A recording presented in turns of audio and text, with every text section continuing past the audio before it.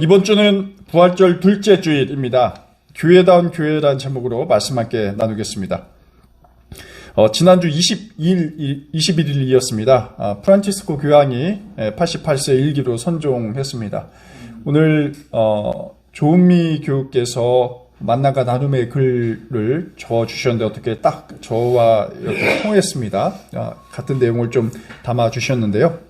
이 프란치스코 교황의 이름, 이 프란치스코라는 이름은 원래 12, 13세기에 활동했던 이탈리아 출신의 가난한 자들의 성자로 불렸던 성인의 이름이었죠. 이 중세 수도사의 이름을 자신의 이름으로 사용한 이 프란치스코 교황은 이름대로 청빈한 삶을 살았습니다. 그리고 빈자들의 위로가 되었습니다. 이러한 교황의 어록이 제게 기억이 되고 있습니다. 가난과 불평등 문제는 경제 문제가 아니라 신앙 문제다라는 말을 한 적이 있습니다. 이런 발언을 볼 때 사회적 약자들에 대한 교회의 적극적인 참여와 또 관심에 대해서 아주 집중한 교황이라고 볼 수가 있습니다.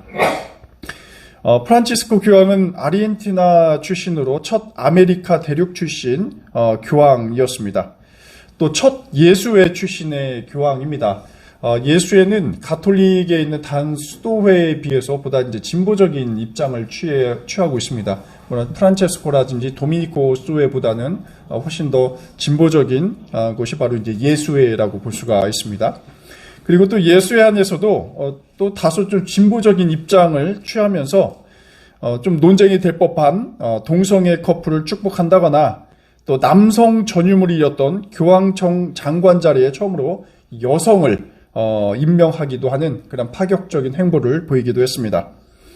또 사회적 약자에 대한 교황의 포용적인 태도는 이 교권주의 극복에도 큰 기여를 하게 됩니다. 그래서 이 성직자와 평신도, 이것은 어떤 분리나 질적인 위기가 아니라 함께 동행해야 할 아주 동등한 중요한 존재다라고 발표도 했습니다. 아울러 이 선종 전날에는 가자 지구의 이 휴전을 촉구하기도 했고 또 종교와 사상의 자유도 강조하곤 했습니다. 프란치스코 교황은 한국과도 연이 있습니다. 2014년 8월 광화문 광장에서 이 10억 미사 행사가 진행이 되었는데 아마 여러분들도 기억하실 것 같습니다.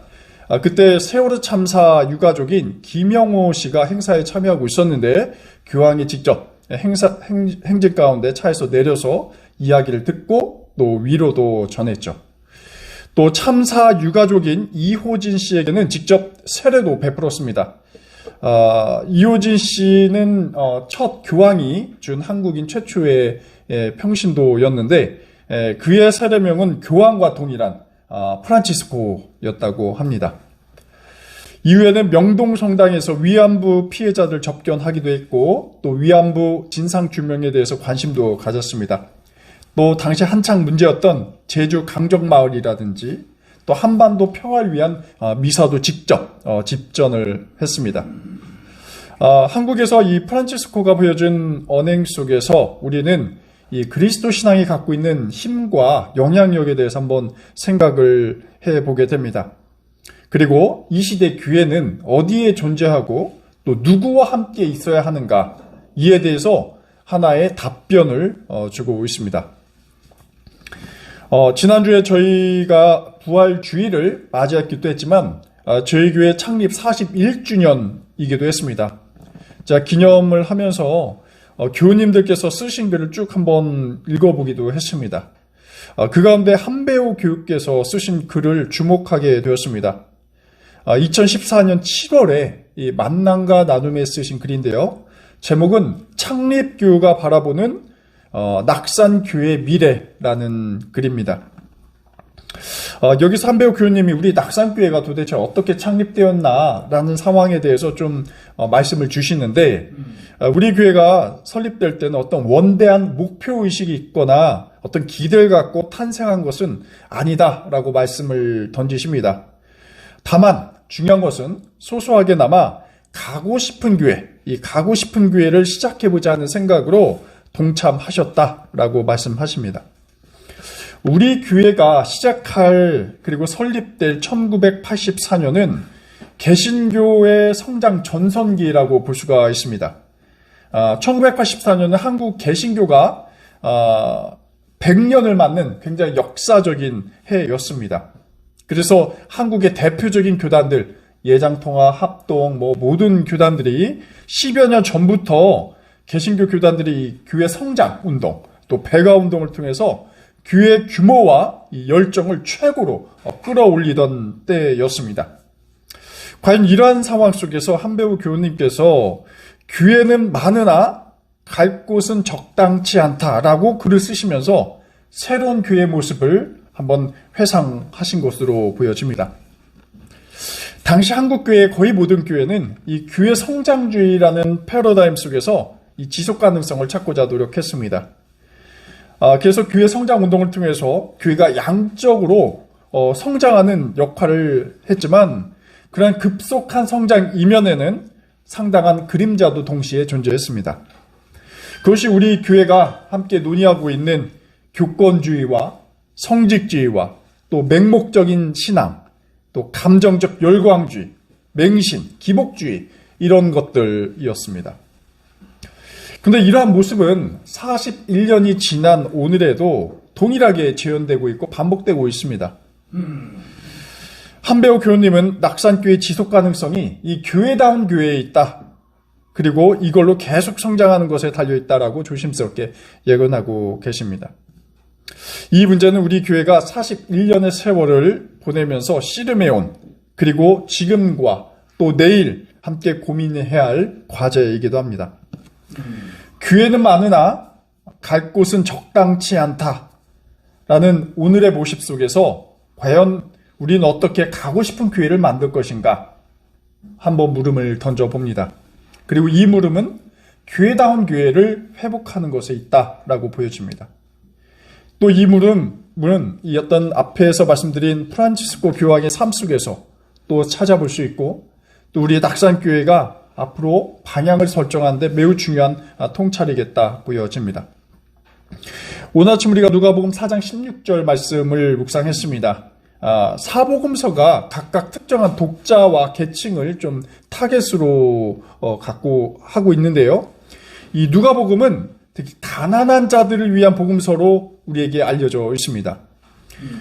이외에도 마태복음을 보시면 마태복음은 주로 어떻습니까? 유대인들을 타깃으로 기록이 되어 있죠. 반면에 이 누가복음은 가난한 계층에 아주 특별한 관심을 갖고 또 그들과 함께 예수께서 함께 교제하는 그러한 특징을 갖고 있습니다. 그래서 가난한 자들을 향한 예수님의 설교라든지 메시지 그리고 다양한 위로와 치유가 이 누가복음 속에서는 한가득 담겨 있습니다. 그 가운데 오늘 본문 4장 16절 이하에서는 예수께서 고향 나사렛의 한 회당에서 성경을 읽고 또 말씀을 전하는 장면이 담겨져 있죠. 이 당시만 해도 제자 공동체라든지 어떤 예수님의 특별한 공동체가 형성된 것은 아니었습니다. 또 오늘과 같은 교회도 결코 없었던 상황이었죠. 예수께서도 한 유대인으로서 유대 전통을 따라서 회당에 출입을 하셨습니다. 하지만 예수께서는 율법을 강조하던 유대교 전통과 또 관습에서 벗어나 뭔가 좀 개혁적인 또 당시의 시선으로 보면 급진적인 공동체를 추구하려는 어떤 그 모습을 오늘 장면에서 우리가 확인할 수 있습니다. 16절을 보면 예수께서 나사렛 회당에서 이사야서의 일부를 읽으시는 모습이 담겨 있습니다. 여러분 오늘 말씀, 예수님의 말씀을 듣는 청중은 누구였겠습니까? 당연히 나사렛 마을 사람들이었을 것입니다. 근데 이 나사렛은 말씀드린 것처럼 예수님의 고향이었기 때문에 회당 대부분의 사람들은 예수님과 또 그의 가문이 누구였는지 굉장히 잘 알고 있었을 것입니다. 예수님께서도 그 회당이 처음은 아니었습니다. 이미 어렸을 때부터 드나들던 굉장히 익숙한 공간이었죠. 하지만 예수께서는 이번에 회당에 어떤 참여자가 아니라 선포자로 왔습니다. 오늘 우리가 주보 그림에서도 볼 수가 있을 텐데요. 하지만 성경은 끊임없이 예수님과 고향 사람들 사이의 관계를 굉장히 갈등적인 것으로 묘사하고 있습니다.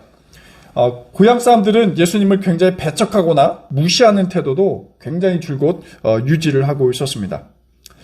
이 때문에 예수께서는 고민을 하셨겠죠. 의도적으로 회당의 유대인들에게 어떤 자신의 어떤 급진적인 이야기를 전하지 않습니다.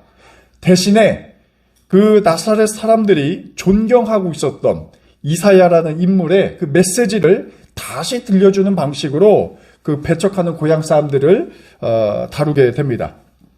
그리고 18, 19절에서 예수께서 인용하신 부분이 있습니다. 이것이 바로 이사야 61장 1절 말씀에서 따온 부분입니다. 그것은 바로 가난한 자들에게 기쁜 소식을 전하는 내용이죠. 포로된 자에게 해방을, 눈먼 자에게 눈뜸을, 억눌린 자에게 자유를 선포하는 것이었습니다.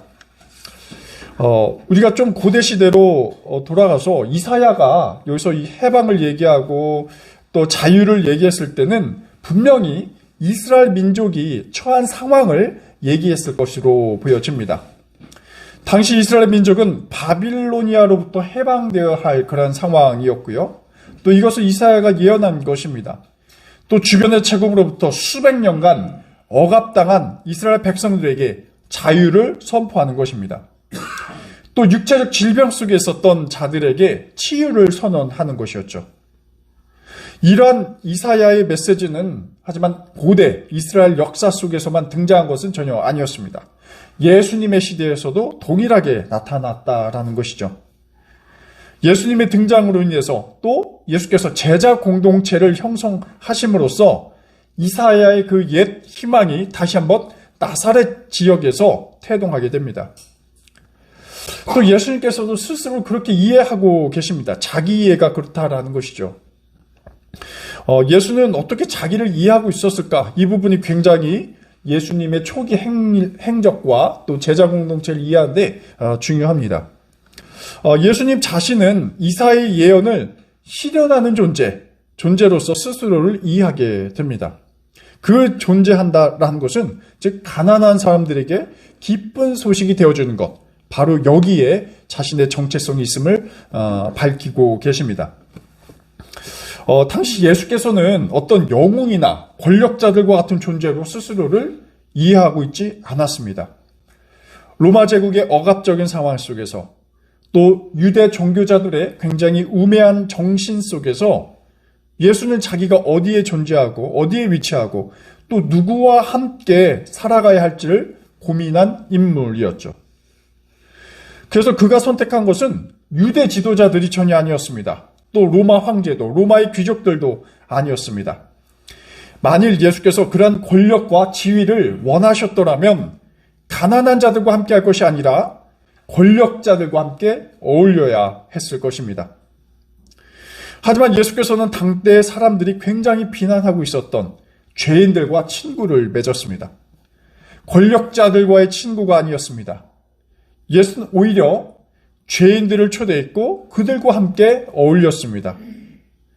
예수님은 권력의 중심에 있기보다는 권력에 의해서 좌절된 사람들, 또 권력이 없는 사람들, 즉 주변부에 위치하면서 끊임없이 중심에 있는 자들과 갈등을 빚었죠. 어찌 보면 굉장히 피곤한 일이었을 것입니다. 또 이것은 위협받고 목숨을 잃을 수밖에 없는 그러한 길이었습니다. 하지만 그 주변에 위치할 때만이 예수님은 진정한 메시아가 되었고 또 제자 공동체는 진정한 예수 정신을 구현할 수가 있었습니다. 이러한 부분은 예수께서 선택해야 될 상황이 아니라 반드시 절대적으로 필요한 것이었죠. 그래서 예수님의 사명은 이 교회 사명이라고 볼 수가 있습니다. 교회는 예수께서 위치하신 것처럼 가난한 자들과 함께하는 공동체임을 오늘 본문에서는 아주 명확하게 우리에게 일러주고 있죠. 그것은 우리 교회가 여러 것 중에 하나를 선택해야 할 그러한 문제가 아닙니다. 교회의 존재는 가난함에 머물 때야 비로소 존재의 의미를 갖는다라는 것입니다. 특히 이사야가 예언한 것처럼 또 예수께서 나사렛 유대인들에게 전한 것처럼 해방과 치유와 생명의 가치는 우리가 매번 마주하는 현실 속에서 다양한 모습으로 나타나겠지만 결국 우리 교회 공동체가 함께 대면해야 할 과제라는 것입니다. 하지만 여러분, 현대교회의 모습은 어떻습니까? 우리가 마주하는 교회는 어디에 위치하고 있습니까? 때로 교회는 평화보다는 갈등을 조장하고 있지는 않습니까? 어떻게 하면 교회가 또 목회자들이 또 교인들이 권력의 중심에 위치할까? 또 그 안에서 명예와 자본을 어떻게 획복할까? 또 끊임없는 세속적인 유혹을 거부하지 못하고 이렇게 빠져들고 있지는 않습니까? 이는 우리가 추구하는 교회다운 교회가 아닙니다. 요즘 이 교회 모습을 보면 굉장히 재미있는 현상이 있는 것 같은데, 이 교회는 기업화되고 있고 또 기업은 교회화되고 있는 것 같습니다. 최근 기업들이 이 생존을 위한 노력을 보면요, 하나의 원칙을 굉장히 강조하는 것을 엿보게 됩니다. 그것은 바로 이제 기업은 단기적인 이익, 어떤 경쟁 속에서 편의만 생각하는 것이 아니라 이 무수한 경쟁 속에서 지속 가능한 성장을 지향한다라는 것이죠. 제품 하나를 생산하더라도 그것이 미칠 사회적 영향, 환경적 영향을 고려하고 있습니다. 그래서 다양한 논쟁은 있겠지만 ESG와 같이 환경, 사회, 거버넌스 등 다양하게 평가 요소를 설정하고 사회와 어떻게 지속 가능하게 할지, 또 이웃은 어떻게 기업이 관심을 갖고 함께 성장할지, 이런 공공의 가치를 굉장히 중요하게 여기고 있습니다. 그런데 놀랍게도 이런 기업이 추구하고 있는 이 공생의 가치는 원래 이 기독교 교회가 오랫동안 수백 년에 걸쳐서 실현하고자 해왔던 가치와 방향입니다. 제가 줄곧 얘기하고 있는 세계교회협의회가 대표적입니다. 다양한 에큐메니컬 세계적인 국제단체들은 전 세계에서 일어나고 있는 인권이라든지 아동이라든지 여성의 권리, 자연 환경과 생태, 또 전쟁 극복에 이르기까지 이런 문제들을 해결하는 데 있어서 이미 성경의 근거를 두고 또 예수님의 가치를 근거를 두고 끊임없이 실천하려고 노력을 해왔습니다. 하지만 적지 않은 신앙인들은 왜 교회가 이런 사회적 문제에 관심하냐 비판하기도 합니다. 예수 믿고 영원 구원만 받으면 됐지 왜 정치 문제, 사회 문제, 환경 문제에 개입을 하면서 혼란을 재촉하냐, 사회적 갈등을 빚냐라고 목소리를 높이고 있습니다. 하지만 우리가 성경을 통해서 읽는 것은 또 부활하신 예수님의 삶을 보면 그의 삶은 개인적인 삶이 아니라 사적인 삶, 단순히 영원 구원만을 위한 그런 어떤 추상적인 것이 아니라 끊임없이 공공의 영역 속에서 신앙을 평가하고 또 실험하기도 하고 그리고 함께 구현될 하나님 나라를 교회가 아니라 세상 속에서 이룩하고 있는 것을 우리가 엿볼 수 있습니다. 그래서 예수님께서 하시는 모든 것은 교회 안이 아니라 교회 밖에서 이루어지는 하나님 나라에 대해서 이야기하고 있습니다. 예수께서는 교회 밖에서 자행되고 있는 불의에 대해서 눈 감지 말고 위축되지 말고 주님의 생명운동을 끊임없이 이어가라고 말씀하고 계시죠. 특별히 가난한 자에 대한 집중적인 관심은 오늘 예수님의 말씀에서 핵심을 이루고 있습니다. 그래서 교회 밖 하나님 나라에 침묵한 교회, 한국교회 모습은 어떻습니까? 제법 큰 성장은 이루었겠습니다. 성장을 이룬 교회의 사회적 성장 동력은 여러분 무엇이었겠습니까? 과거 독재 시기 70년대만 생각을 해봐도 이 독재 체제에 대한 침묵의 대가, 어떤 혜택이라고도 볼 수가 있습니다. 정권에 대한 비호와 친화적 태도, 이것이 성장의 때로는 하나의 그 물줄기 아니었습니까? 그럴 때마다 국가와 정부에서 제공하는 달콤한 혜택을 누리는 것, 교회가 지금까지 성장이라는 것이 그런 식의 모습을 많이 보여왔습니다.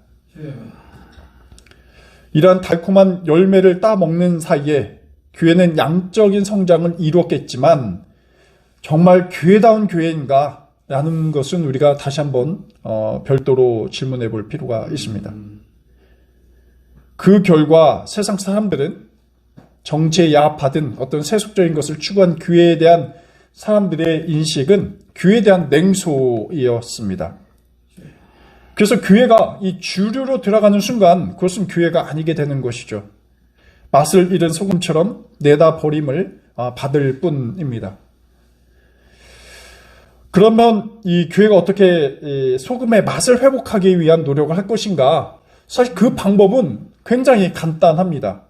비주류가 되는 것, 그 다음에 탈권력화를 끊임없이 추구하는 노력에 있다 보여집니다.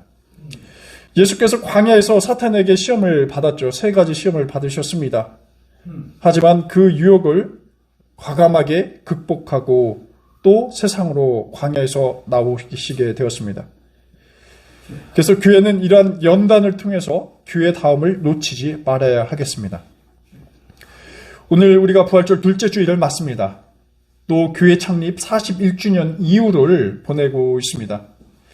어쩌면 저도 느끼는 거지만 매너리즘에 빠질 순간은 아닌가 생각이 듭니다.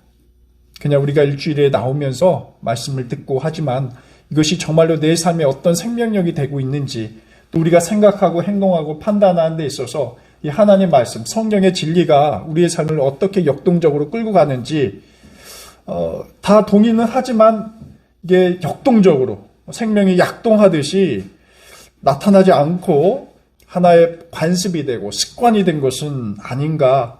우리가 41주년 우리의 교회의 모습을 한번 자성해 보기도 합니다.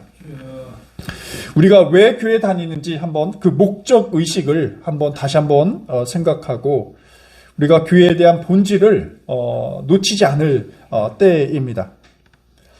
이럴 때 오늘 우리 주님께서 주신 메시지처럼 우리의 잠든 영성을 깨우게 되고 특별히 가난한 자에게 기쁜 소식이 되는 것, 그 안에서 교회는 생명을 얻고 또 사람들도 세상들도 교회에 대한 가치를 인정하게 된다라는 것입니다.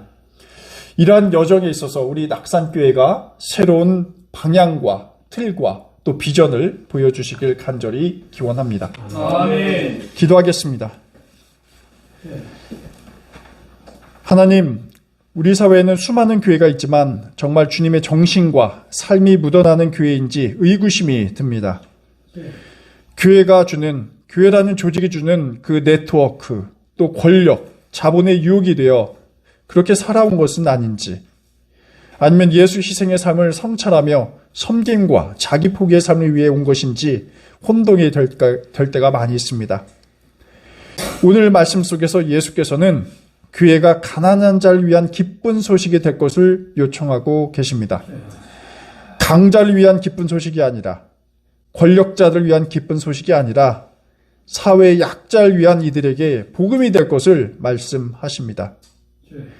주님, 저희가 권력에서 소외된 곳에 머무르며 약자를 섬기고 교회다운 교회가 되도록 이끌어 주옵소서. 아멘. 예수 그리스도의 이름으로 기도드립니다. 아멘. 아멘.